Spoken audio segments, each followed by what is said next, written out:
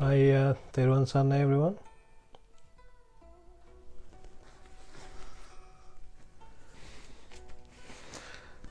I think it's time to start.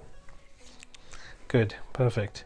So let's start on episode 12. Let's go through, no, actually, episode 13 summary. Yeah. We talked about physical science and Buddhism in the last episode.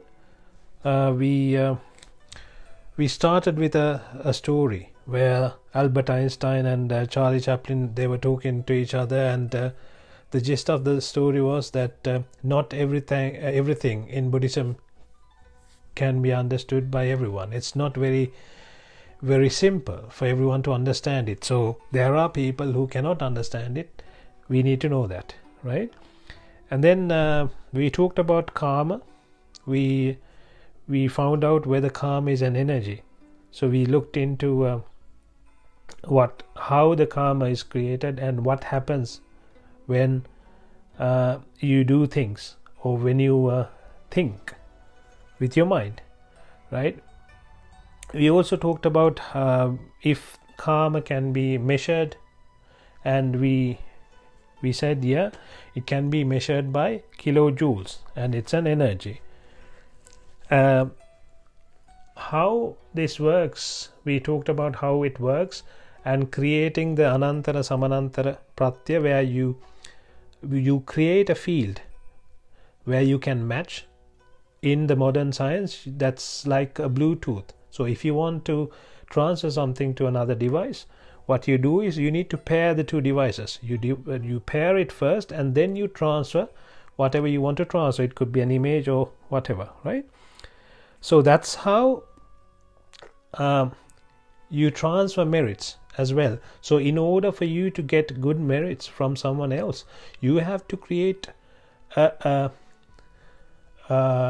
good or a positive environment. Then you can get the energy vastly. Otherwise it's not going to be as strong if you're not creating the same energy level, right? So that's something. And then we talked about how computers are using 1 and 0, which is also yes or no, or there is or there isn't. So that is how the mind works. The mind thinks whether there is something or there isn't something. That's how the computers are made, right? Another thing we identified was, just because you can't hear or you can't see or you can't smell doesn't mean that there is it's not there or it doesn't exist, right? Because there are certain things that you can't see from your eyes, but they exist. Or when I say exist, it's not, I'm not trying to say there is something or there isn't, but it appears to be there, right?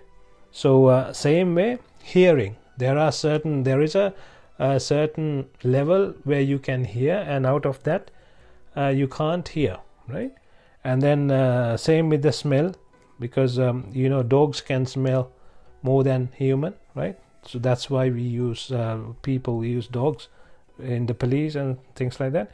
And then after that we talked about the aura. So the aura is something like that, and you can't, not everyone can see. There are people who can see the aura, and to a certain extent, and sometimes when they are behind a white when they have a white background, then it's easier for them to identify the aura. I know a few people who can see the aura. They say they can. And the aura depends on your thoughts. So you can do the exercise, you can test it yourself. So you can go to a place where they have an aura machine, and then you can change your thoughts and see if it actually works. So it is, if you think about a raga thought, lustful desire, then the aura turns into yellowish color, right? And if you think about a dvesha or a hatred hateful thing, then it turns into red. And the moha, if you think delusionally, it will change into blue. So you will not have clear three colors, because you will have mixed thoughts in your mind, right?